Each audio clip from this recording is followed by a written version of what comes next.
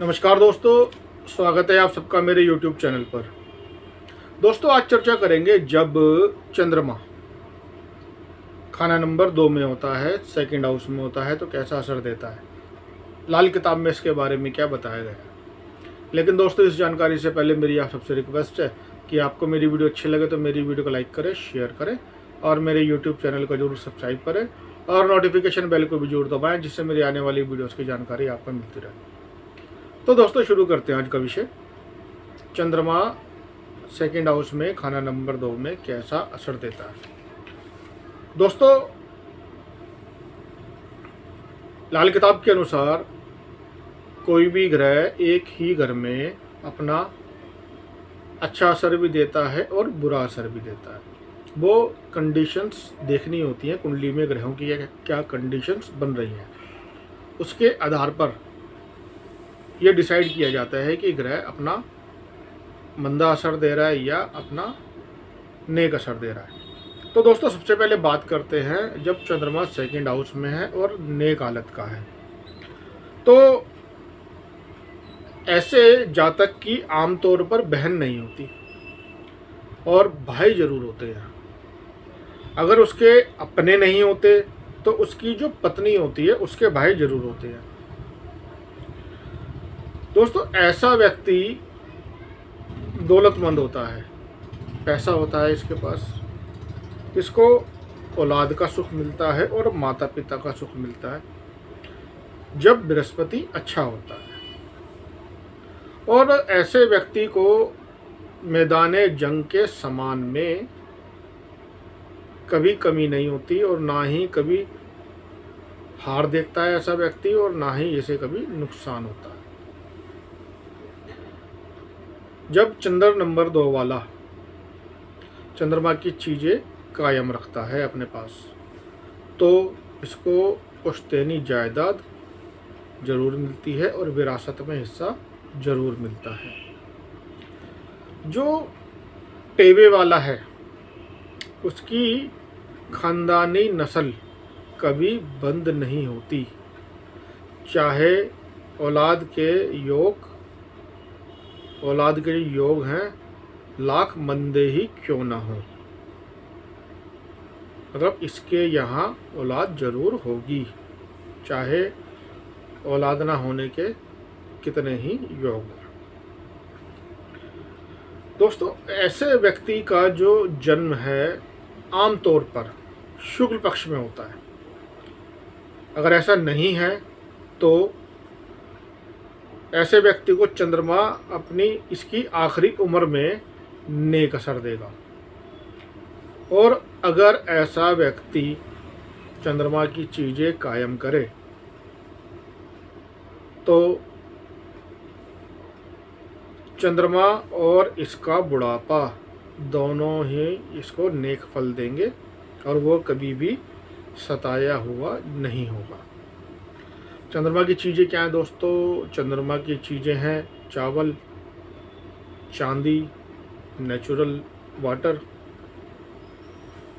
जैसे बारिश का पानी। अब दोस्तों, चंद्रमा सेकंड हाउस वाले की जो माता है उसकी उम्र लंबी होती है और इसके बारे में ये लिखा गया है लाल किताब में कि टेवे वाले की माता चंद्र के 2 चक्कर या टेवे वाले की 48 साल उम्र तक उसका साथ जरूर देती है, जिसके बाद ये जरूरी नहीं है कि उसकी मौत हो जाए। हो सकता है वो चंद्रमा के 3 चक्कर भी पूरे कर ले। दोस्तों, चंद्रमा की जो उम्र है वो 24 साल होती है। तो जब एक चक्कर 24 साल का, जो दूसरा चक्कर वो 48 साल का होगा। इसलिए इसमें लिखा गया है कि टेवे वाले की 48 साल की उम्र तक उसका साथ जरूर देती है। अब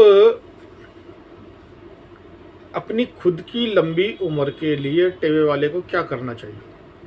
तो अपनी खुद की लंबी उम्र के लिए जो इस जातक ने खुद मकान बनाया है उसकी ज़मीन में चांदी की चीज़ें दबाए जैसे चांदी का कोई ठोस टुकड़ा उसमें दबा दे, तो इससे इसको काफ़ी मदद मिलती है, काफ़ी शुभ फल मिलते हैं। या चंद्रमा की जो चीज़ें हैं जैसे चावल है, दूध है, चांदी है, वो चलते पानी में ये बहाता रहे, उससे इसको इसकी अपनी लंबी उम्र के लिए शुभ फल मिलते हैं। और दोस्तों, घर का जो फर्श है उसमें कच्ची मिट्टी ज़रूर हो। जैसे आजकल के माहौल में तो कच्ची मिट्टी होती नहीं है, तो कोशिश करें चंद्रमा सेकंड हाउस वाला जब अपना मकान बनाए तो उसमें किसी कोने में थोड़ी सी कच्ची मिट्टी छोड़ दे, तो इससे उसको चंद्रमा के बहुत ही शुभ फल मिलते हैं। अब दोस्तों, ऐसे व्यक्ति को सफ़ेद या पीले रंग के घोड़े का साथ बहुत ही शुभ फल देता है। अब आज के समय में जो घोड़ा है दोस्तों, उसका संबंध व्हीकल से है, गाड़ी से है। तो ऐसा जातक पीले या सफ़ेद रंग की अपने पास गाड़ी रखे। बुजुर्ग महिला उसकी सेवा करे, तो इससे इसको किसी भी चीज़ की कमी नहीं होगी। और जब इसकी माता है तो अपनी माता के हाथों से चांदी और चावल, ये चंद्रमा की चीज़ें हैं, इनको ले ले, तो उससे क्या होता है दोस्तों कि माता की उम्र के बाद, मतलब माता के जाने के बाद, ये चीज़ें उसको माता का जो आखिरी आशीर्वाद होता है उसके तौर पर इन चीज़ों का इसको बहुत ही अच्छा फल मिलता है। इसको किसी भी चीज़ की कमी नहीं होती। अब दोस्तों, जब खाना नंबर 4, 6, 8, 9, 10, 12 इनमें राहु, केतु या शनिचर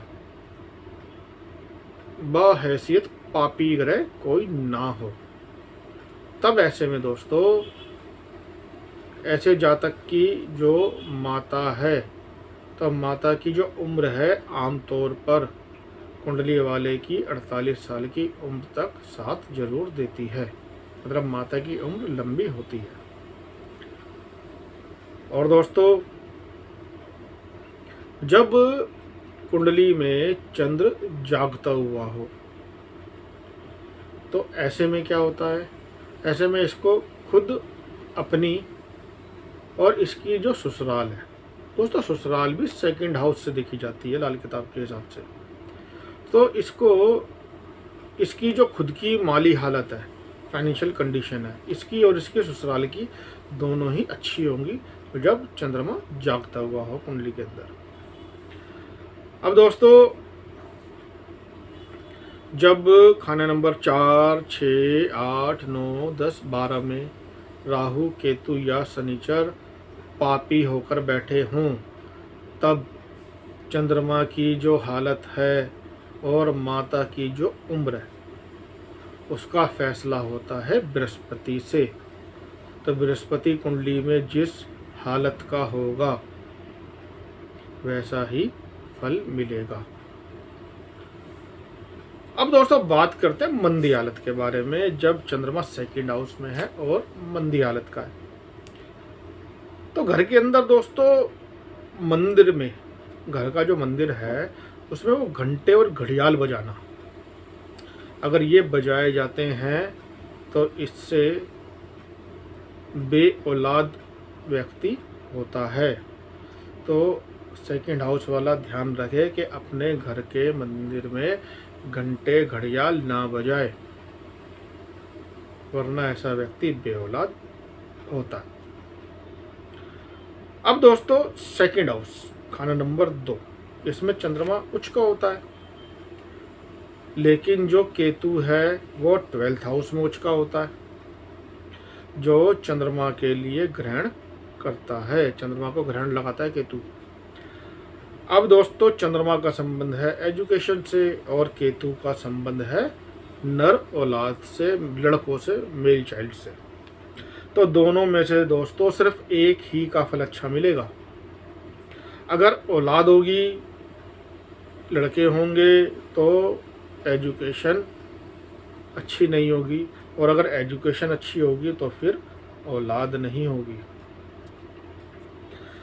अब दोस्तों जब खाना नंबर 1, 2, 7, 10, 11 ये मंदे हैं, तो ऐसे में चंद्रमा जो है वो खाना नंबर 12 का फल देगा, और गुरु और शुक्र भी मंदा फल ही देंगे, अपना अच्छा असर नहीं देंगे।